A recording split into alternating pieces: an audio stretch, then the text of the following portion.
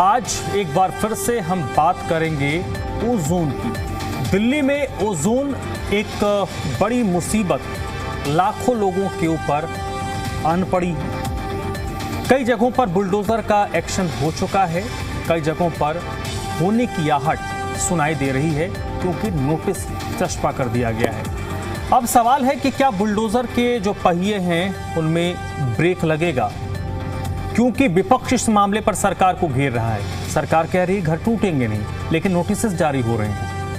आम आदमी पार्टी की बात करें तो उनकी तरफ से सिग्नेचर कैंपेन की शुरुआत कर दी गई है। आम आदमी पार्टी के पार्षद के अतिक्रमण को ध्वस्त किया गया और अब बात एक वरिष्ठ विधायक के घर पर आई, हालांकि उन्होंने आवास खाली कर दिया।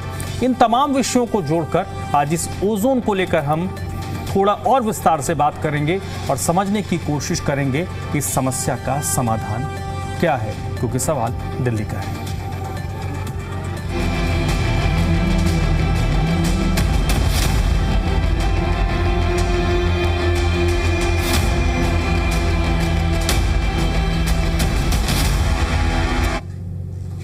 दिल्ली में ओजोन क्षेत्र को लेकर विवाद और भी गहरा गया है। अपने आवास को लेकर आरोपों में घिरे आम आदमी पार्टी के विधायक संजीव झा ने घर खाली कर दिया। आम आदमी पार्टी ने तोड़फोड़ की कार्रवाई के खिलाफ सिग्नेचर कैंपेन की शुरुआत की है, तो दूसरी तरफ इस मामले को लेकर रेखा सरकार पर आम आदमी पार्टी ने तीखा हमला बोला है। दिल्ली में ओजोन का विवाद लगातार गहरा रहा है और इसके साथ ही राजनीति भी गहरा रही है। दिल्ली के लाखों मकान और उनमें रहने वाले लाखों लोग संशय के साए में जी रहे हैं। लगातार इसको लेकर आवाज भी बुलंद हो रही है।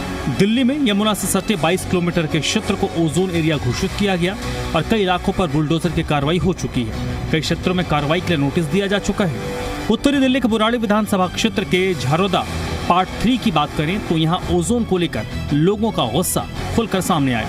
आम आदमी पार्टी के विधायक संजीव झा और पार्षद गगन चौधरी ने इलाके में सिग्नेचर कैंपेन की शुरुआत करते हुए लोगों से समर्थन मांगा।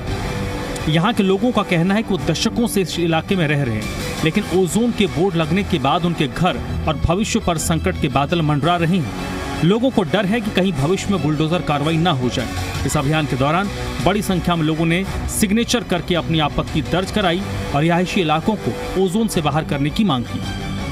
जो वर्तमान भाजपा सरकार के अंदर जो नेता लोग बैठे हैं, वो जो पब्लिक को बरगला रहे हैं, झूठ बोल रहे हैं और रिटर्न में कोई कार्रवाई कर नहीं रहे। रिटर्न में ना तो कोई अध्यादेश आया है, जबकि दिल्ली के एलजी किनके, भाजपा सरकार के। अब एलजी साहब कोई अध्यादेश नहीं ला रही। सीएम मैडम कोई बिल के लिए कोई बात नहीं कर दी कि हम बिल लेके आएंगे या स्पेशल हाउस बुला लेते हैं विधानसभा के अंदर। कोई उनकी तरफ से कोई ऐसा ख्याल उनका है ही नहीं, ना उन्होंने कोई ऐसा मैसेज दिया है। अभी तक 5 सांसदों ने मिलकर ही मीटिंग नहीं करी इस चीज के ऊपर, ठीक है, ना ही वो होम मिनिस्टर साहब के पास गए। वहीं बुराड़ी विधानसभा से आम आदमी पार्टी के विधायक संजीव झा ने हरित विहार स्थित मकान को खाली कर दिया है, जो पिछले कई दिनों से राजनीतिक विवाद का और आरोप प्रत्यारोप का केंद्र बना था। इस मकान को लेकर मुख्यमंत्री रेखा गुप्ता और बीजेपी सांसद मनोज तिवारी ने ग्राम सभा की जमीन पर अवैध कब्जा कर निर्माण किए जाने का आरोप लगाया था। विधायक का कहना है कि उन्होंने ये मकान 2021 में किराए पर लिया था।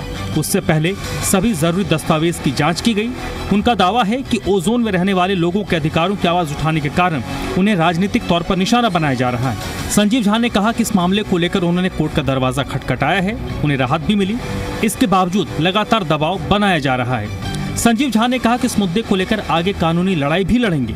फिलहाल मकान वैध है या अवैध, इसका फैसला जांच और न्यायिक प्रक्रिया के बाद ही सामने आएगा।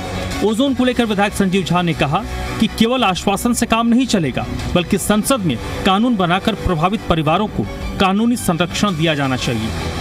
तो अगर मान लीजिए कि जब मैं आया तो मैं पूरे डॉक्यूमेंट्स देख करके आया हूँ कि जो मकान मालिक है उसका वैध मकान है, आप केवल इसलिए एजेंडा उठा रहे तो हो सकता है कि मकान मालिक को भी मॉरल प्रेशर बन जाए एक, और दूसरा कि आप मुझे बदनाम कर दो। तो लो, आज नैरेटिव खत्म, भाई हम मकान के दूसरे मकान में जा रहे हैं, नैरेटिव खत्म हो गया ना। संजीव झा मकान लिया, संजीव झा कब्जा करके रह रहा है। ये जिसका भी मकान है उसका वैध मकान है, मैं किराए पे था और अब मकान आज खाली कर रहा है। ओजोन विवाद और आम आदमी पार्टी विधायक संजीव झा के आवास के विवाद पर आम आदमी पार्टी अपने विधायक के सपोर्ट में आई है। दिल्ली आप अध्यक्ष सौरभ भारद्वाज ने इस मामले पर दिल्ली सरकार पर हमला बोला है। सौरभ भारद्वाज ने आरोप लगाया कि विधायक जिस मकान में किराए पर रहते हैं उसके मालिक पर दबाव बनाया जा रहा है और राजनीतिक कारणों से उन्हें बेघर करने की कोशिश हो रही है। तरफ तो सरकार लगातार ये कह रही है कि ओजोन में रहने वाले लोगों के ऊपर कोई कार्रवाई नहीं होगी,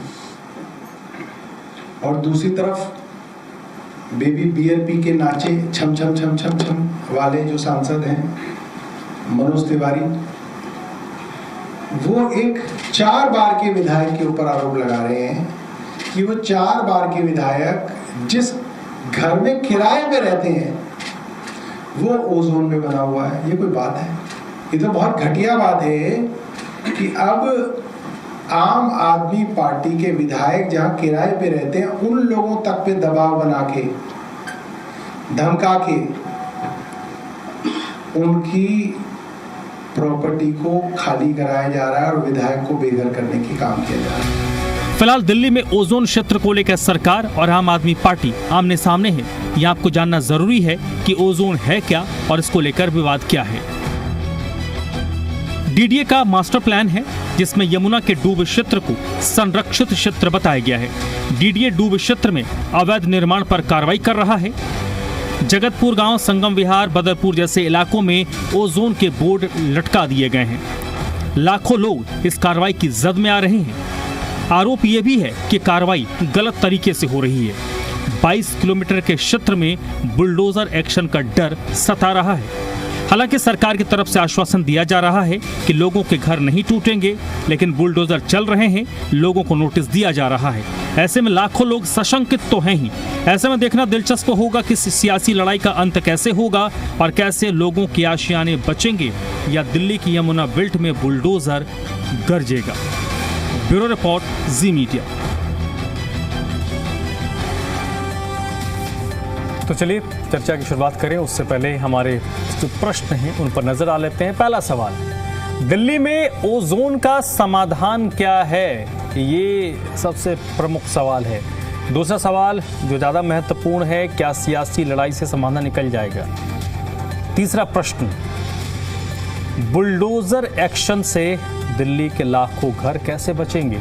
क्योंकि 22 किलोमीटर का स्ट्रेच है दिल्ली में यमुना का, और इस 22 किलोमीटर के स्ट्रेच के दोनों तरफ जो घरों की संख्या है जिन पर संकट है ये लाखों में है। तो इन घरों को कैसे बचाया जाएगा? चलिए सीधे अपने मेहमानों का रुख कर लेते हैं जो इस चर्चा में मेरे साथ जुड़े हैं। पहले उनसे आपका परिचय करवा देते हैं। अवधेश उपाध्याय जी हमारे साथ जुड़ गए हैं, प्रवक्ता भारतीय जनता पार्टी के। बहुत बहुत स्वागत डॉक्टर साहब आपका। अभिषेक गुप्ता आम आदमी पार्टी के प्रवक्ता भी इस वक्त हमारे साथ जुड़े हैं। अभिषेक जी आपका भी बहुत बहुत स्वागत। मोहम्मद आसिफ साहब कांग्रेस पार्टी के प्रवक्ता हैं। आसिफ साहब आपका भी बहुत बहुत स्वागत सर।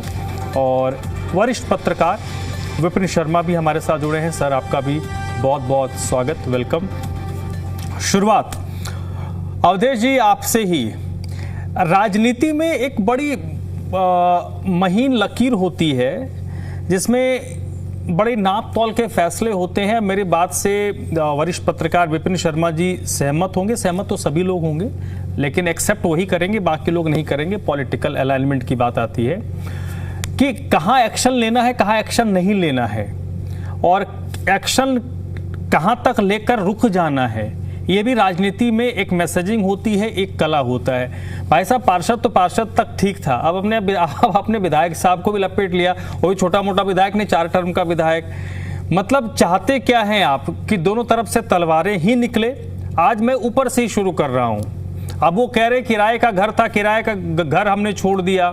अब सौरभ भारद्वाज कह रहे हैं कि भाई उस आदमी को सिर्फ इसलिए परेशान किया जा रहा है क्योंकि वो विधायक है, और जो मकान मालिक उसको सिर्फ इसलिए परेशान किया जा रहा है क्योंकि उसने विधायक को किराए पर मकान दिया। मतलब आप चाहते क्या है कि कोई आदमी उन लोगों को घर ना दे जो आम आदमी पार्टी के पार्षद हों या आम आदमी पार्टी के विधायक हों?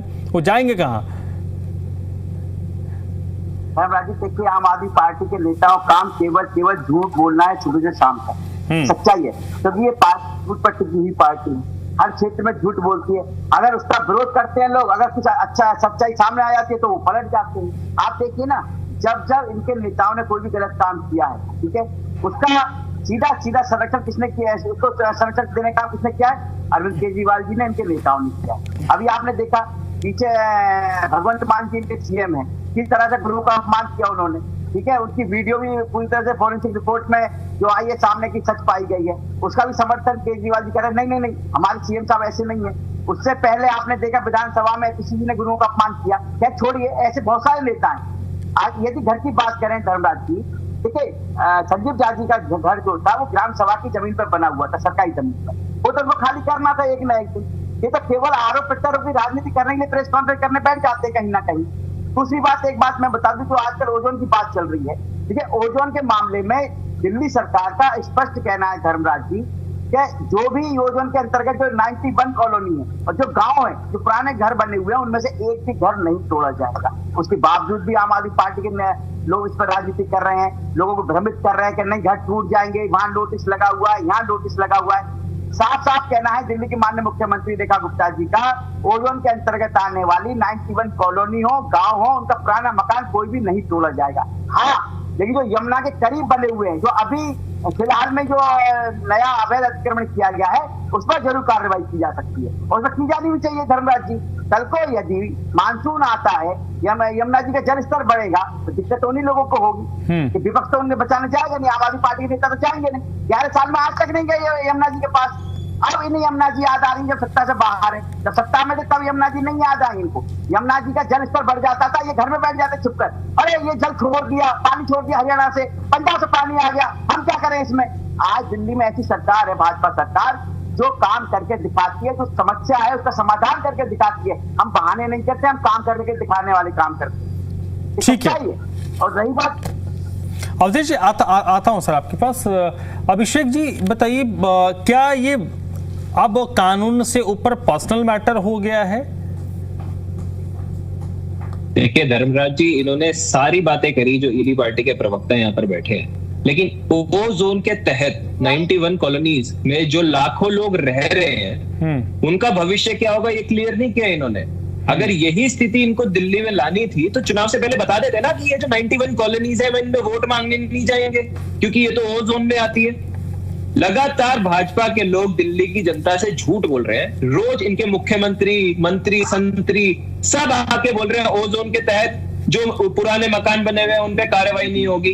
अरे भाई, आपको ग्राउंड की रियलिटी नहीं पता। आपके तो चैनल ने आज भी कवर किया, मिलन विहार में तो आज फिर मकान टूटे हैं और लगातार इस तरीके के बुलडोजर एक्शन जो है वो चल रहे हैं। और आप खुद ही बताइए धर्मराज जी, एक सोसाइटी बनी हुई है जिसमें से आपने एक मकान तोड़ दिया, तो क्या वो पर्टिकुलर मकान ओ जोन में आता था क्या? इसका मतलब तो पूरी कॉलोनी आती थी ना। आपने फिलहाल एक मकान तोड़ा है, लेकिन इसकी क्या गारंटी है? आपने जिस इलाके को ओ जोन में ले लिया है, आप तो उस कॉलोनी को पूरी को तोड़ेंगे। दूसरी बात, इन्होंने 78 के मैप ले रखे हैं। आप खुद ही सोचिए, सन 78 के अगर मैप के हिसाब से आप दिल्ली में और यमुना का जो विस्तार था उस समय में, उसमें कितना फर्क है? तब की यमुना और अब की यमुना में तो जमीन आसमान का फर्क है। उस हिसाब से तो लाल किला भी ओ जोन में आ जाएगा। और अभी भी जो असल में ओ जोन में जो कॉमनवेल्थ गेम्स है उस तरफ के एरिया आते हैं, अक्षरधाम मंदिर है इतना बड़ा, तो क्या ये उनको तोड़ने का काम करेंगे? परेशानी है कि भाजपा को हमेशा से गरीब आदमी से परेशानी रही है। गरीब आदमी कुछ बोलता नहीं, बेचारे उनके घरों को तोड़ देते हैं। किसी एक धन्ना सेठ का मकान टूटा हो तो आप बता दो पूरी दिल्ली में। सिर्फ और सिर्फ जिन लोगों के पास ये वोट मांगने जाते थे, जिन लोगों को इन्होंने वादा किया था कि 2500 रुपए देंगे, सिलेंडर देंगे, अब वो सब तो लोग भूल गए हैं। हालत दिल्ली में ये हो गई है कि लोग बाग ये शुक्र मना रहे हैं कि भाई साहब आप गलती से आप आ तो गए हो, बस किसी तरीके से 5 साल इनके राज में अपने घर बचा ले। ओजोन पे क्लैरिफाई इन्होंने किया नहीं। इन्होंने एक मुद्दा पकड़ा हुआ था क्योंकि संजीव झा जी ये ओजोन के मुद्दे को लीड कर रहे हैं, तो इनसे जब भी पूछा जाता था तो ये बोलते थे संजीव झा तो खुद कब्जा करके रह रहे हैं। आज वो कसर भी पूरी हो गई। वो किराए के मकान में रह रहे थे, उसको खाली करके किसी और कॉलोनी में चले गए। कोई बड़ी बात नहीं। अब ये भी बोलते कि अब जिसमें मकान में गया वो भी अवैध है। अरे भाई, आप पहले डिसाइड कर लीजिए। और संजीव झा जरूरी इसमें है ही नहीं। संजीव झा, धर्मराज, अभिषेक, हम लोग इसमें इंपॉर्टेंट है ही नहीं, लेकिन जो लाखों जनता दिल्ली की इससे प्रभावित है, जिनको ये पता ही नहीं है कि कल हमारे घर पे छत रहेगी कि नहीं रहेगी, उसका तो जवाब सरकार को देना पड़ेगा ना। 5 इंजन की आपने सरकार दिल्ली में बना तो ली जैसे तैसे, लेकिन अब अपनी जिम्मेदारी से कैसे भाग सकते हैं? अब तो केंद्र से लेकर नीचे एमसीडी तक तमाम आपके पास है। अब चीफ इलेक्शन कमिश्नर की नियुक्ति को बदलने के लिए संसद में ऑर्डिनेंस ला सकते हैं, लेकिन दिल्ली की यथास्थिति को और इन लोगों को रिलीफ देने के लिए पार्लियामेंट तक नहीं जा सकते। वैसे तो दिल्ली जो है वो यूनियन टेरिटरी है, होम मिनिस्टर के अंडर आती है, लेकिन दिल्ली में इतनी बड़ी आपदा आएगी है, दिल्ली का कोई मंत्री कोई संतरी जाके होम मिनिस्टर से मिलाओ, नहीं मिला। चलिए, होम मिनिस्टर साहब की तो खुद की जिम्मेदारी बनती है जब वो दिल्ली के सर्वे सर्वा है। दिल्ली के एलजी जो हमेशा से दिल्ली के बोलते थे कि मैं ही सरकार हूं अरविंद केजरीवाल जी के समय में, अब वो गायब है, मुख्यमंत्री गायब है, और जो नीचे के लोग बोल रहे हैं उनकी बात की कोई वैल्यू नहीं है। वो जहां जाके बोलते हैं अगले दिन वहां तोड़फोड़ हो जाती है। हमारे देखो देख हमारे सामने की बात है। अब मैं आता हूं सर आपके पास। मोहम्मद आसिफ साहब, मूल विषय ओजोन को लेकर तो हमने खूब बात की है। आज बात इसलिए भी हो रही है क्योंकि निशाने पर एक विधायक हैं, विधायक वो भी सीनियर विधायक हैं। अभिषेक जी ने एक बात कही कि सब लोगों की बात होनी चाहिए। बिल्कुल सबकी बात होती है और सबकी बात भी हम करेंगे, लेकिन आज बात संजीव झा की करते हैं। जो संजीव झा आरोप लगा रहे हैं या आम आदमी पार्टी आरोप लगा रही है, क्या ये टारगेटेड काम हो रहा है? देखिए, बिल्डोजर बेजुबान जानवर की तरह, जैसा सरकार चाहेगी उसका रुख उधर हो जाएगा। अगर भारतीय जनता पार्टी संजीव झा को टारगेट नहीं करती तो चर्चा का विषय इतना बड़ा नहीं बनता। भारतीय जनता पार्टी को मालूम है कैसे टारगेट करके राजनीतिक मूवमेंट बनाना है।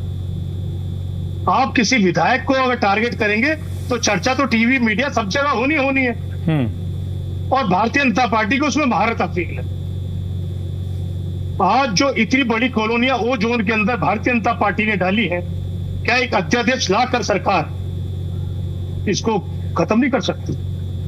सरकार के पास सारी पावर है। भारतीय जनता पार्टी के 7 एमपी है, वो एमपी ना जाने कहां सो रहे हैं।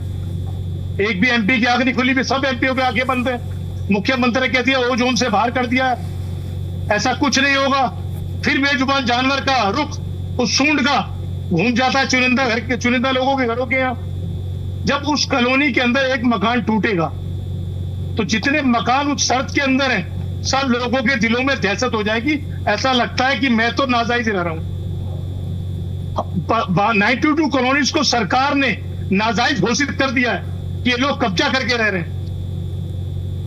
जो भारतीय जनता पार्टी की पॉलिसी है वो चुनाव से पहले कुछ और है, चुनाव के बाद कुछ और है। जैसे गिरगिट रंग बदलता है ना, उसके रंग को आप समझ नहीं सकते, ऐसे भारतीय जनता पार्टी को रंग को नहीं समझ सकता कोई भी। क्योंकि जिस तरीके भारतीय जनता पार्टी ने कहा हम 9 सिलेंडर दे रहे हैं गरीब महिलाओं को, अब 3 कम कर दिए, 2 कम कर दिए, पता नहीं वो ब्लैक कर रहे हैं, 10 बहाने उसके ऊपर लाके रख दिया। जिस तरीके से इन्होंने सिलेंडर के ऊपर सब्सिडी खत्म की, जबरदस्ती किसी ने लिख के नहीं दिया इनको कि आप सब्सिडी खत्म कीजिए, लेकिन नरेंद्र मोदी सरकार ने तमाम हिंदुस्तान के लोगों से गैस की सब्सिडी खत्म करके सिलेंडर को 1100 रुपए पहुंचा दिया। और आज हर आदमी 1000 के आसपास का 950 का सिलेंडर कर रहा है, खरीद रहा है, क्योंकि गरीब सरकार ने गरीब आदमी की गर्दन पे पैर रख के उसे दबा दिया।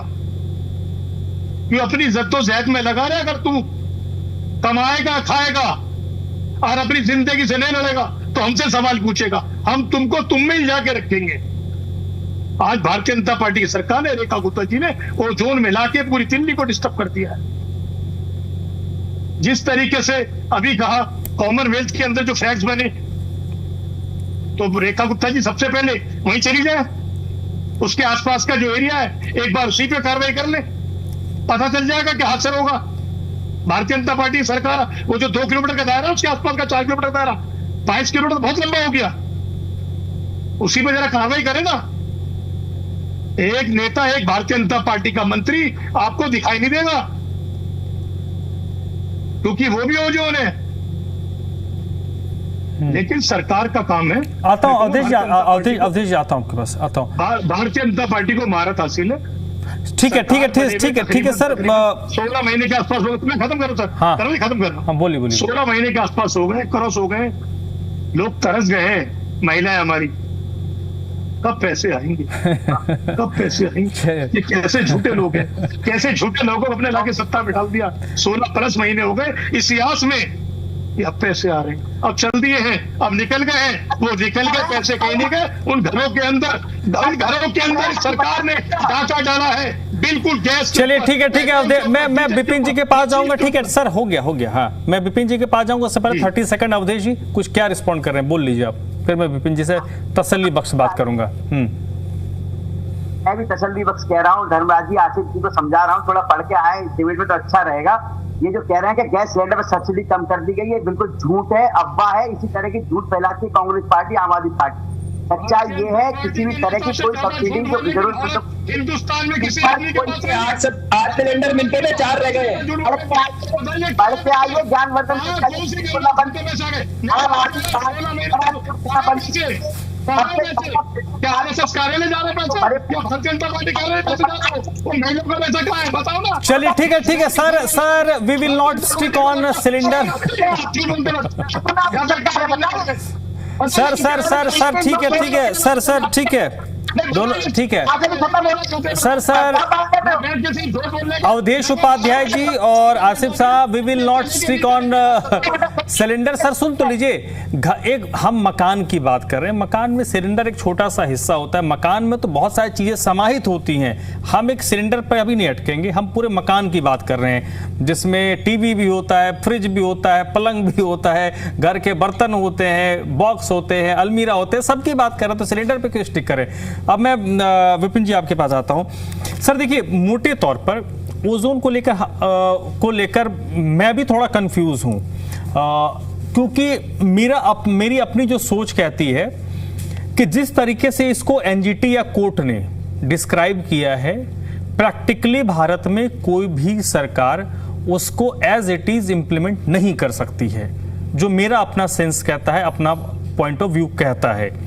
क्योंकि उसके लिए फिर आपको वही अंग्रेजों वाला हिसाब किताब करना पड़ेगा कि बाएं तरफ मोड़ो रे चलाओ, दाएं तरफ मोड़ो रे चलाओ। तो ये मुझे नहीं लगता कि भारत में कोई भी सरकार करने की स्थिति में है। कोर्ट हो या एनजीटी जैसी चीजें हैं, वो लोग अपने हिसाब से फैसले देते हैं, जिनका प्रैक्टिकलिटी में क्या हिसाब किताब होता है वो जो ऑर्डर देने वाले हैं उन्हीं समझते हैं, लेकिन सरकारें इन चीज़ों को समझती है। तो मुझे समझ में आ रहा नहीं है, लेकिन उसमें भी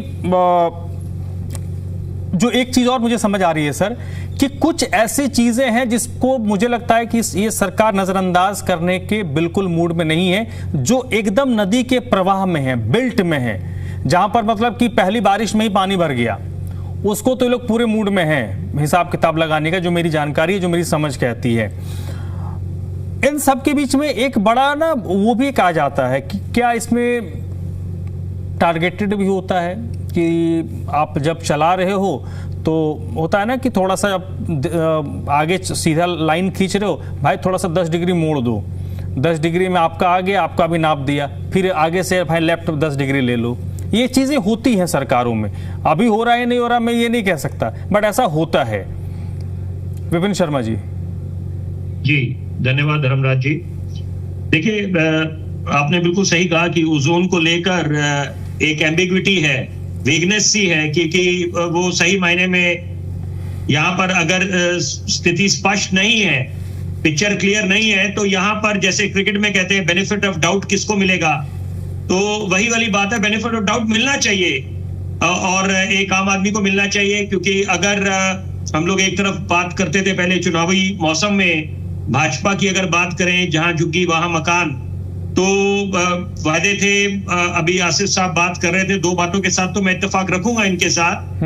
एक तरफ जब चुनावों की बात करी, टाइमिंग को लेकर बात करी कि अगर मान के चले हाइपोथेटिकली कि ये आखिरी साल होता सरकार का रेखा गुप्ता जी का, तो निश्चित बात है फिर स्थिति कुछ और होती, रणनीति कुछ और होती, और यहाँ पर ऐसे एकाएक जो शक्ति दिखाई जा रही है वो नहीं होती।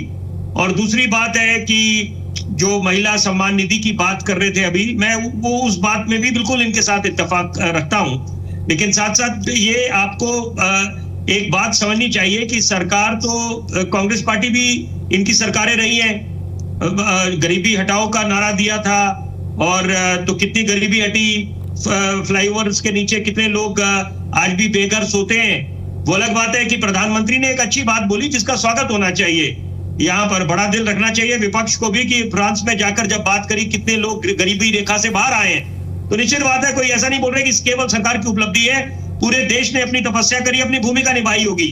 लेकिन छत मिलना, छत का हक तो देखिए सबका होना चाहिए, लेकिन जो मुझे लगता है इसको लेकर जो कंफ्यूजन है या वेगनेस है, तो वो समझ आना चाहिए कि जो सख्ती दिखाई जा रही है कि जो फ्रेश कंस्ट्रक्शन है या बिल्कुल साफ है कि जहां पर अवैध है कंस्ट्रक्शन, तो उन पे कार्रवाई होगी। लेकिन यहाँ पर अभी क्योंकि कोर्ट की तरफ भी यहाँ पर रुक करा है और जो भी इससे बिल्कुल जिन पे असर पड़ा है, तो वहां पर अभी स्थिति जो है ज्यों की त्यों बनी हुई है कि ये ऐसी भी आशंकाएं फैलानी लग जाए कि पीला पंजा बिल्कुल अब आ रहा है सामने। तो वो चीज मुझे लगता है कि ऐसे नहीं होना चाहिए, भ्रांतियां नहीं फैलानी चाहिए, और सरकार भी संवेदना दिखाएगी बतौर पत्रकार, जो मैं समझ रखता हूं। बाकी तो जो इनके प्रवक्ता है वो स्थिति स्पष्ट करेंगे। लेकिन जरूरी बात है, क्या आपके इस पैनल में, क्योंकि देखिए मैं कई चर्चाओं में भाग लेता हूं, लेकिन मैं बड़े जिम्मेदारी से एक बात बोल रहा हूं धर्मराज जी, मैं आपको बिल्कुल अव्वल दर्जे का पत्रकार समझता हूं, आप बहुत बढ़िया तरीके से संचालन करते हैं, तो इसलिए मैं भी बड़ी उत्सुकता से आना चाहता हूं जी दिल्ली एनसीआर के इस कार्यक्रम में। मैं एक बात जरूर यह आशा करता हूं कि जो आपका वरिष्ठ पैनल आज जुड़ा है, कांग्रेस, आम आदमी, भाजपा, वो एक बात पे जरूर इत्तेफाक रखेंगे कि यहाँ पर एक तो जो फ्लड कंट्रोल है कि बाढ़ की स्थिति से भी निपट रहा है, तो वो आप समय रहते करेंगे। ऐसा तो नहीं है कि पानी सर के ऊपर आ जाए और तब आप बोले घड़ियाली आंसू कोई रोए। दूसरी बात है, पर्यावरण को भी आपने बचाना है, you have to protect the environment. उसके तहत जो ओजोन फ्लड प्लेन्स, ओजोन जो यमुना रिवर फ्लड प्लेन्स हैं, वहां पर अगर जो स्ट्रेच है पूरा 22 किलोमीटर का, वजीराबाद से लेकर ओखला और 4700 जो हेक्टेयर पूरा एरिया है, वहां पर मुझे लगता है कि वहां पर कम से कम एक मंच पे खड़ा होना चाहिए। हाँ, विपक्ष का ये हक है कि वो सरकार की ये आलोचना करे कि आप अगर बेघर इतने लोगों को कर रहे हैं, 15 लाख के आसपास, 94 जो कॉलोनीज हैं, आप एकाएक बिल्कुल करार दे रहे हैं कि सारे अनऑथराइज्ड हैं, तो इतने समय से क्या हो रहा था, अनऑथराइज्ड हुए तो कैसे वो पनपे, तो इसका मतलब है तो उसमें सब शामिल है। तो यहाँ पर अगर सब लोग वो लोग देश के नागरिक हैं, तो यहाँ पर आपको वो कुछ मुहैया करानी चाहिए। नहीं सर, और इसमें भी दो तरीके के लोग हैं। एक वैसे लोग होंगे जिन्होंने इलीगली जिन्होंने कब्जा किया, वो रह रहे होंगे। एक लोग वैसे भी होंगे जिनको ये जो लैंड माफिया हैं या जो डीलर किस्म के लोग हैं, उन्होंने जाली फर्जी कागजात दिखाकर जमीन बेची होंगी। ऐसे भी लोग होंगे, उन्होंने अपने जीवन की एक गाढ़ी कमाई खर्च किया होगा। तो भाई उनका क्या दोष है? आपकी व्यवस्था के वो मारे हुए हैं, क्योंकि अगर किसी ने कागज पत्तर अप टू डेट दिखा दिया और वहाँ पर बिजली सप्लाई हो गई, बिजली के तार पहुँच गए, पानी का कनेक्शन पहुँच गया, तो ये सारी चीज़ें आपको पहले देखनी थी। अब जब व्यवस्था इस कदर बन चुकी और आप अचानक से उन पे चोट दोगे, तो अब स्वाभाविक सी बात है कोई भी आदमी टूट जाएगा। और ये संख्या अगर 10 भी, हालांकि होनी तो एक भी नहीं चाहिए, एक आदमी की भी अगर हो तो उसकी भी पीड़ा है, लेकिन ये संख्या तो जो आंकलन बता रहा था कि 14-15 लाख के करीब लोग हैं और घर की संख्या भी 1 लाख से ज्यादा है। मतलब सर डिजास्टर होगा ये। और बात है, देखिए ये सिस्टमिक फेलियर है यहाँ पर पूरा सिस्टम, क्योंकि यहाँ पर एक आप सीधा दोषी करार दे दें उन लोगों को कि जो आप बोल रहे हैं कि ये लोग अवैध तरीके से रह रहे हैं, अवैध घर है, अवैध निर्माण हो रखा है, तो यहाँ पर अगर ये जो कागज पत्र बने हैं जितने भी, तो वो किसने बनाए हैं? तो इसका मतलब है तो दोषी सब है कि आप सिर्फ एक पर आकर आप एक को बिल्कुल ठीकरा फोड़ दें उसके सर पर। मुझे लगता है ये नाइंसाफी होगी। अगर जांच हो तो पूरी तरह से जांच हो। एक बात मुझे एक बात मुझे समझ नहीं आ रही है, और मुझे लगता है कि आम आदमी पार्टी जो बात कह रहा है उसमें आम आदमी पार्टी से भी एक शिकायत है, वो मैं अभिषेक से पूछ लूंगा, वो जो मेरी शिकायत है आम आदमी पार्टी से। एक बात जो आम आदमी पार्टी कह रही है, डॉक्टर साहब, ये तो तय है कि मामला, और किसी भी सरकार के लिए बड़ा अच्छा रहता है ना कि वो कोर्ट के आदेश और निर्देश की आड़ में छिप जाते हैं और फिर अपने काम को अंजाम देते हैं। लेकिन ये भी बात है कि मिलॉर्ड तो जो जज साहबान हैं वो तो वोट मांगने के लिए जाते नहीं, और आम पब्लिक जो वोट करती है उनकी जिम्मेदारी जवाबदेही सीधे सीधे जो पार्षद है, विधायक है, सांसद है, उनके प्रति है। वो हिसाब किताब लेने ना जज साहब इनके पास आते हैं, ना आम आदमी जज साहब के पास जाते हैं। उन्होंने अगर कोई फैसला दिया तो सरकार के पास अपनी अथॉरिटी है, वो कानून बना सकती है, उसको अपील में लेके जा सकती है कि भाई ये तो संभव ही नहीं है। We are a democratic country. हम ऐसा देश तो नहीं है कि भाई ये साफ करो फिर कुछ भी हो जाए साफ करो। चीन तो हम है नहीं कि साफ करो मतलब साफ करो, हम तो डेमोक्रेटिक कंट्री हैं। और तो ऐसी स्थिति में जो सांसद हैं, केंद्र सांसद भी मनोज तिवारी तो आरोप लगा रहे हैं, इसमें बीच का रास्ता सेंटर ही निकाल सकती है, जो दिल्ली के हिसाब किताब से जो हकीकत पता है। तो केंद्र सरकार इसमें क्यों नहीं इंटरवीन कर रही है, कोई रास्ता बीच का रास्ता निकालने की कोशिश कर रही है? ये सवाल मेरे से? नहीं, डॉक्टर अवधेश उपाध्याय। भाजपा सरकार हो या केंद्र की मोदी सरकार हो, दोनों ही जनता के हित के लिए कार्य कर रही हैं। आप देख लीजिए जब से सरकार बनी है, चाहे 2014 से आप मोदी सरकार की बात कर लीजिए या फिर 2025 से बनी है दिल्ली भाजपा सरकार की बात कर लीजिए, ये जो आरोप प्रत्यारोप की राजनीति की जा रही है, ये बहुत दुर्भाग्यपूर्ण है दिल्ली। जबकि कई बार दिल्ली के माननीय मुख्यमंत्री जी ने, रेखा गुप्ता जी ने ये बोला है कि ओजोन के अंतर्गत आने वाली जो 91 कॉलोनी, ठीक है, जो गांव आते हैं, चाहे आप मदनपुर खादर की बात कीजिए, सोनिया विहार की बात कीजिए, जैतपुर की बात कीजिए, मीठापुर की बात कीजिए, ऐसे बहुत सारे गांव हैं, इनका कोई भी मकान नहीं तोड़ा जाएगा। अब क्या कहा जाएगा, सीना फाड़ के दिखाया जाएगा इस वजह। लेकिन आम आदमी पार्टी के नेता भी कह रहे थे, राघव गुप्ता जी, अभिषेक गुप्ता जी, गरीबों का हक मार रहे हैं। गरीबों का हक मारना पता क्या होता है? 40,000 फ्लैट बने हुए खड़े थे नरेला में, आम आदमी पार्टी की सरकार में, एक गरीब को नहीं दिया गया। क्यों नहीं दिया गया? पूछिएगा इनसे। ओखला में 2023 में बिना नोटिस के झुग्गी तोड़ दी गई आम आदमी पार्टी की सरकार द्वारा। कौन जिम्मेदार था? वो भी गरीबों के घर थे। आज ये गरीबों के मसीहा बनते नजर आ रहे हैं यहाँ पर सब जगह। जबकि स्पष्ट कहा गया दिल्ली सरकार द्वारा, जो भी यमुना के बांध से उधर है गांव है या कॉलोनी है, उनका कोई मकान नहीं तोड़ा जाएगा। लेकिन जो यमुना के किनारे पे बने हुए हैं, जहाँ जल भराव की समस्या रहती है, कल को जल स्तर बढ़ता है यमुना जी का मानसून में, तो दिक्कत उन्हीं को होगी। कौन बचाएगा उनको भाई? आप जाओगे क्या? आपके नेता तो पूरे 11 साल नहीं झांके यमुना जी पर भाई, सब जानते हैं, ये तो पूरी दिल्ली जानती है। केवल आरोप प्रत्यारोप की राजनीति करनी आती है आपको। प्रेस कॉन्फ्रेंस करने बैठ जाओगे, कुछ ना होगा धरना करने बैठ जाओगे, अरे पानी तो हरियाणा ने छोड़ा, यूपी से आ गया। काम नहीं करना चाहते थे ये आम आदमी पार्टी सरकार के लोग, इसीलिए दिल्ली की जनता ने इनको स्वीकार किया, भाजपा को चुना। भाजपा सरकार पूरी तरह से प्रतिबद्धता के साथ 24 घंटे 12 महीने 7 दिन दिल्ली की जनता की सेवा के लिए लगी हुई है। ये दिल्ली की जनता बहुत अच्छी तरह जानती है। चलिए सर, मैं ठीक है, आपकी बातों को ठीक है, आपकी बातों को अभिषेक रिस्पॉन्ड करेंगे। अभिषेक, मैं आपके पास आता हूं, मुझे 1 मिनट का टाइम दीजिएगा। देखिए, एक बड़ी अपडेट मैं आता हूं डॉक्टर साहब, डॉक्टरों से जुड़ी अपडेट है तो थोड़ा एक और अपडेट 1 मिनट के लिए दे देता हूं। देखिए, दिल्ली में डॉक्टर्स के तबादले की तैयारी हो रही है। रेखा गुप्ता सरकार दिल्ली में डॉक्टर्स के तबादले की तैयारी कर रही है। मुख्यमंत्री रेखा गुप्ता की तरफ से एलजी से डॉक्टर्स के तबादले की सिफारिश की गई है। इसमें 39 डॉक्टर्स के ट्रांसफर का प्रस्ताव किया गया है। 74 तबादलों की सूची तैयार की गई है, जिसमें से बताया जा रहा है कि 11 साल से एक ही जगह पर कई डॉक्टर्स हैं जो तैनात हैं। 11 साल से एक ही जगह पर तैनात डॉक्टर्स बताया जा रहा है कि ऐसे भी डॉक्टर साहब लोग हैं जो एक ही जगह पर 11-11 साल से टिके हुए हैं। एक्सपर्ट्स और जीडीएमओ का भी ट्रांसफर किया जाएगा। तिहाड़ मंडोली जेल के डॉक्टर्स भी इस सूची में शामिल हैं जिनका ट्रांसफर होना है। एलजी को इसके लिए तबादला का प्रस्ताव भेजा गया है। स्वास्थ्य विभाग में देखिए एक बड़ा प्रशासनिक फेरबदल होना है और उम्मीद की जा रही है कि ये अगले कुछ घंटों में या कुछ दिनों में ये तबादले हो जाएंगे। और इसमें जो सबसे चौंकाने वाली बात सामने आ रही है कि कई ऐसे डॉक्टर्स हैं जो 10-10 साल से 11-11 साल से एक ही जगह पर जमे हुए हैं। तो चलिए एक बार फिर से अपनी चर्चा की तरफ लौटते हैं। ओजोन की हम बात कर रहे हैं। अभिषेक, आपके पास आता हूं। देखिए, 2 चीजें हैं, एक जो आपको पॉलिटिकली जवाब देना है आप दे दीजिएगा। एक सवाल मेरा ये भी है कि अभी जो दिल्ली के लोग हैं जिनकी सांस अटकी पड़ी है कि उनके घर का क्या होगा, क्या बुलडोजर चल जाएगा, उन लोगों को कानूनी मदद की जरूरत है। आम आदमी पार्टी क्या उनको कानूनी मदद दे रही है?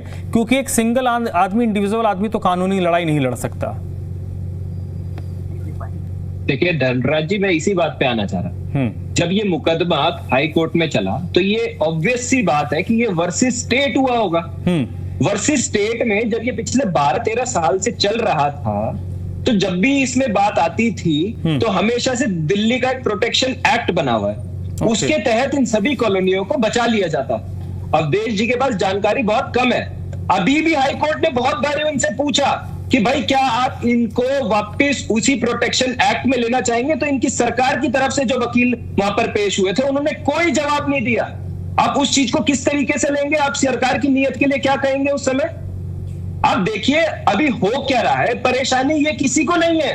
यमुना का जो अभी का जो प्रभाव है, जहां से भी यमुना पीक पे अपने गुजरती है, वो फ्लड प्लेन्स का एरिया कहलाया जाता है। उसको क्लियर करने में किसी को कोई परेशानी नहीं है।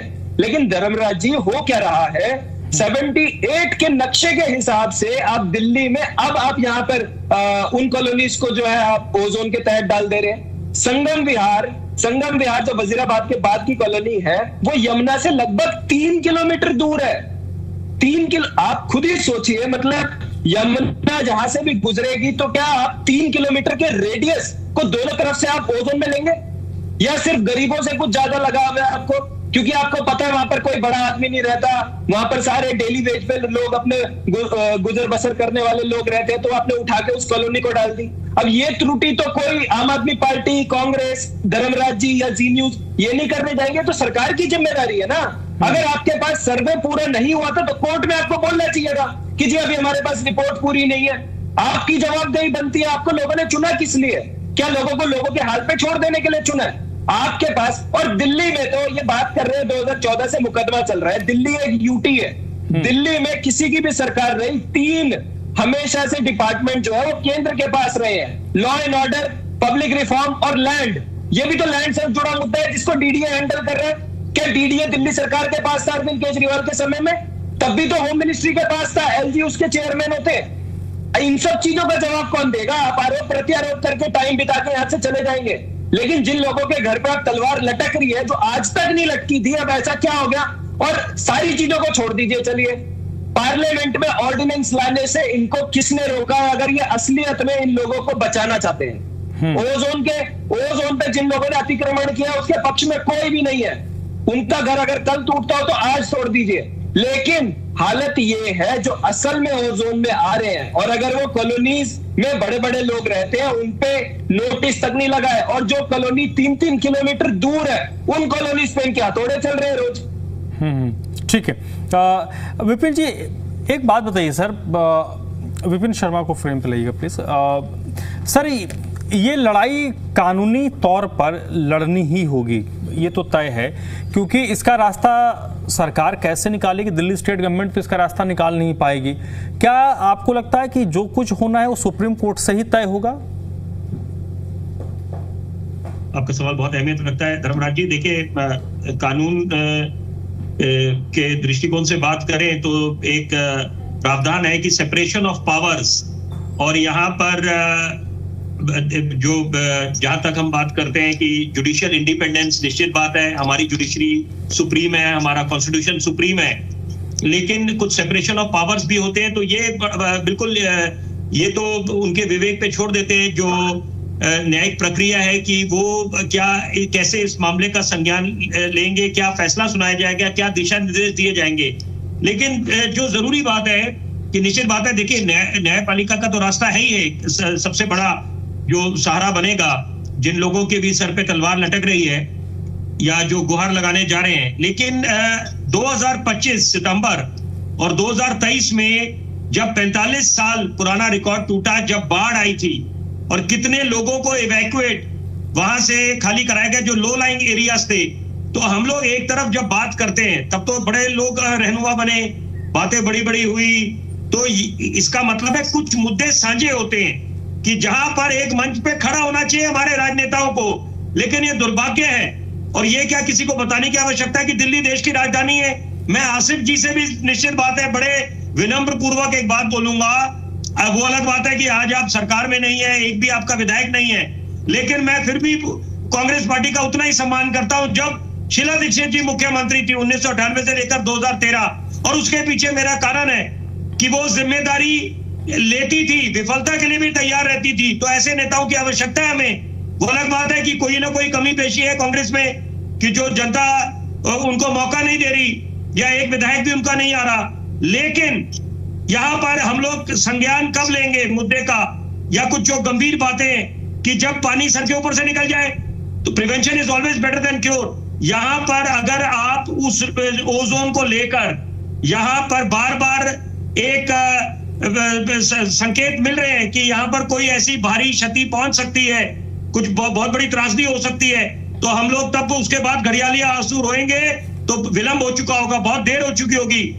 अभी मालवीय नगर हौसरानी में अग्निकांड हुआ और क्या हम लोग सीख लेते हैं, तो हम और उत्तराखंड में जब त्रासदी हुई थी तो जब आकलन करा गया, बड़ी जरूरी बात मैं बोलूंगा धर्मराज जी संक्षेप में, कि आकलन करा गया कि 50% उस क्षति से बचा जा सकता था, बशर्ते कि जो कंक्रीट स्ट्रक्चर्स वहां पर खड़े हैं उत्तराखंड में, वो अगर उनको बनाया नहीं गया होता, उनको पनपने नहीं दिया गया होता, और वो जो नेचुरल डिजास्टर है वो तो अपनी जगह है, उसने जो क्षति पहुंचानी थी, लेकिन यहाँ पर जो मैन में जो एक हम लोगों ने, इंसान ने एक जो करा है अपनी तरफ से, जो कंक्रीट स्ट्रक्चर्स वहां खड़े कर दिए गए थे, और वहां पर जितने पर्यावरण एक्सपर्ट्स हैं, एनवायरमेंटलिस्ट, उन्होंने बार बार उस तरफ इशारा करा था कि आप ऐसे स्ट्रक्चर्स ना करें, प्री फैब स्ट्रक्चर्स करें, इको फ्रेंडली करें, लेकिन उसको बिल्कुल जितने नियम थे, जो जरूरी बातें बोली जा रही उनको ताक पे रख दिया गया, और परिणाम क्या हुआ, जो इतनी बड़ी त्रासदी हुई थी। तो यहाँ पर सीख लेनी चाहिए। ठीक है सर, मैं सदर बाजार जो मार्केट है, वहां पर मार्केट बहुत बड़ी है, नंबर 1, लेकिन जो तारों के जंजाल लटक रहे हैं उसकी सुध कब ली जाएगी, सवाल ये पैदा होता है। चलिए ठीक है आसिफ साहब, अब मोटे तौर पर ये तो तय है ना सर कि यमुना में जो 22 किलोमीटर के का जो स्ट्रेच है यमुना का, जिसके दोनों तरफ लोग रहते हैं, वो लोग आज डरे हुए हैं, सहमे हुए हैं। इसमें तो कोई फनवट नहीं है कि वो लोग डरे हुए होंगे। उनके डर का निराकरण होना चाहिए या नहीं होना चाहिए? है वो दूर सरकार का करने का काम है, ना कि विपक्ष का, ना किसी और आदमी का।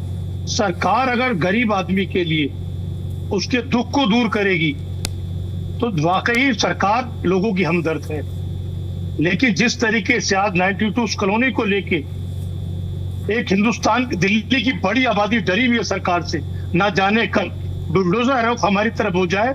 ये सरकार का काम है दूर करने का, और जो दिल्ली के 7 MP है, दिल्ली सरकार को एक अध्यादेश लाकर उसको दूर करना चाहिए। जब हमारी सरकार थी तो झुग्गी के जो बनी हुई थी जमुना के किनारे, तमाम झुग्गियों को वहां से उठाकर नरेला प्लॉट देकर शिफ्ट किया गया। कोई भी ऐसा शख्स उन झुग्गियों में रहता था उसको बिना प्लॉट के नहीं दिया गया, छोड़ा गया। और रही जहाँ पे भारतीय जनता पार्टी का कार्यालय दिल्ली का मोहना सेंटर का बना हुआ है, जहाँ दीनदयाल उपाध्याय पार्क उसके सामने, वहां तमाम जगह झुग्गियां थी मेरे भाई। उन झुग्गियों को हटाकर कांग्रेस की सरकार ने उन्हें नरेला भवाना शिफ्ट किया। अरे आप चिल्लाने बैठ के आप उठा के देखिए, पढ़ा के उठा के देखिए। दिल्ली की सबसे कांग्रेस सरकार थी, जब शिफ्ट किया वहां जाके लोग रो रहे हैं उन झुग्गियों से उठकर। जहाँ भारतीय जनता पार्टी ने अपना बेशुमार 5 स्टार होटल, एक कार्यालय बना रखा होटल की तरह, जिसमें भारतीय जनता पार्टी रह रहे लोग, उनके अध्यक्ष रहते हैं, वहां के ऑफिस खोल रखा, वहां पे झुग्गियों के लोग रहा करते थे। उन्हीं झुग्गियों को हटाकर कांग्रेस पार्टी ने गरीब आदमी के साथ थी, उस कांग्रेस पार्टी ने वहां जाके प्लॉट दिए 22 गज के, उन लोगों को बसाया। और ये लोग क्या करें, जो लोग मकानों में रह रहे हैं, लाखों रुपए लगाकर उनके अंदर दहशत में डाल दी।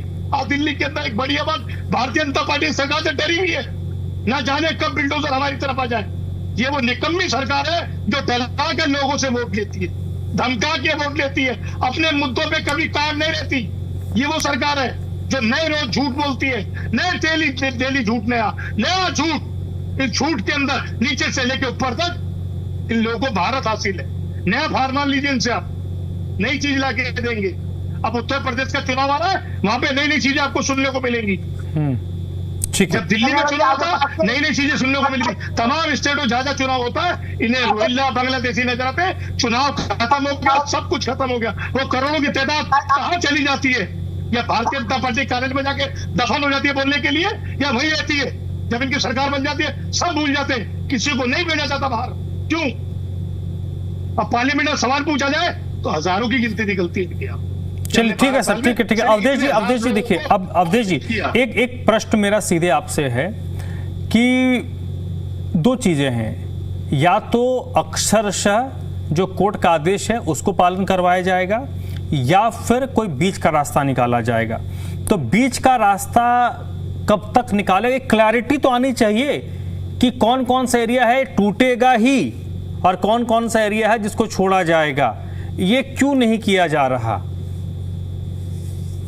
देखिए धर्मराज जी, मैं इसकी बात का जवाब देता हूँ। पहले आसिफ जी की बात का जवाब दे दूं। ये बार बार कह रहे हैं कि हमने विद्या तोड़कर लोगों को मकान दिए, 40,000 फ्लैट बने थे नरेला में, वो किसी को नहीं मिले। बाद में केजरीवाल जी की सरकार आई आम आदमी पार्टी की, उन्होंने किसी को नहीं दिया। गरीबों को हक मारने वाले ये लोग यहाँ बैठे हैं, आज गरीबों के मसीहा बन रहे हैं। सब जानते हैं गरीबों को मकान देने का काम प्रधानमंत्री मोदी जी ने किया है, मोदी सरकार ने किया है। जहाँ मकान का जो वादा हमने वादा हमने जिन कॉलोनियों को आज तोड़ रहे हैं ना, इन्हीं कॉलोनियों में खड़े होकर मोदी जी वोट पे गए थे।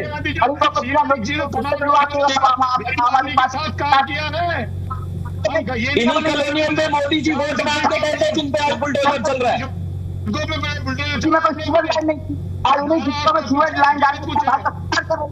करेंगे आप, लेकिन एक बात मैं बता दूं आपको धर्मराज जी, ठीक है, जो भी ये चल रहा है उसको लेकर, ठीक है, ओजोन के जो लिमिट है, तो जिस ओजोन के क्षेत्र में जो घर आते हैं जिनको तोड़ना है जिनको नहीं तोड़ना है, उसके ऊपर भी मंथन चल रहा है। लेकिन एक बात मैं बता दूं, जिस तरह से दिल्ली सरकार ने स्पष्ट बोला है कि ओजोन के अंतर्गत आने वाली जो यमुना से उस साइड में जो यमुना के किनारे जो कॉलोनी बनी हुई है, गांव बने हुए हैं, उनमें कोई भी पुराना मकान नहीं तोड़ा जाएगा।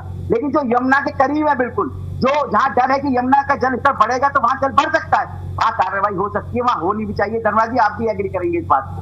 कभी कोई दिक्कत होगी उन लोगों को, परिवारों को, लोग 3 किलोमीटर दूर है, आप राजनीति करने पहुंच जाएंगे। इनको यही काम आता है। जनता स्वीकार कर चुकी है इन दोनों को, आम आदमी पार्टी हो कांग्रेस पार्टी हो, कितना भी चाहिए अपने गाल पीट ले, कोई फर्क नहीं पड़ने वाला है।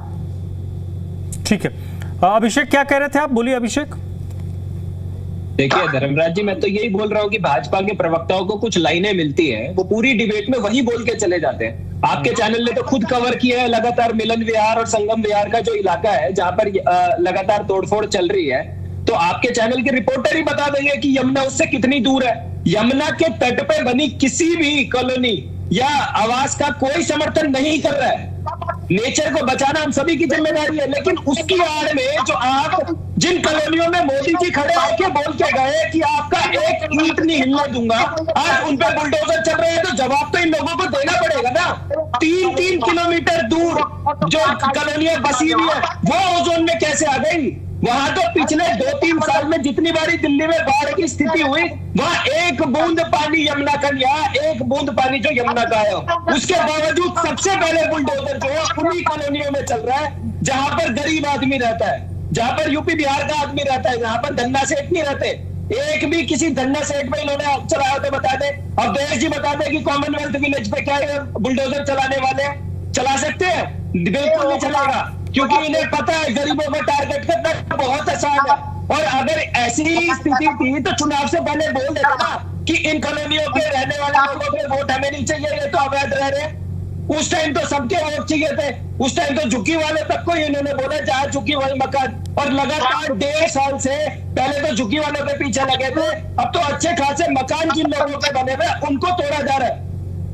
चलिए ठीक है, ठीक है। तो पंजाब वाला से भाई तैयारी कर लो, कहा जाओगे की बात करो। समस्या यही है, जहाँ सरकार बना लेते हो वहां पर भूल जाते हो।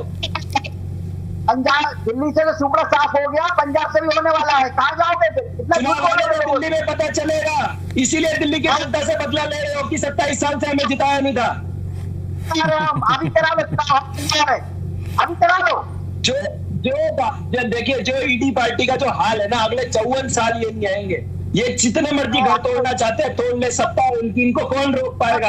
हर जगह यही होता है, पुलिस को आगे करके बुलडोजर लगाते हैं, एक आगे से एक पीछे से पूरा घर तोड़ देते हैं। लेकिन जितनी हार दिल्ली की जनता की ये इस समय ले रहे हैं ना, इनको पता चलेगा, इनको मुंह छुपाने के लिए जगह नहीं मिलेगी। चलिए चलिए ठीक है। अरे एक बात बताइए आसिफ साहब, जल्दी 1 मिनट है सर मेरे पास, 30 सेकंड 1 मिनट के बीच में। कांग्रेस पार्टी कैसे लोगों की मदद कर रही है सर इस पूरे विवाद में, इस पूरे प्रकरण में?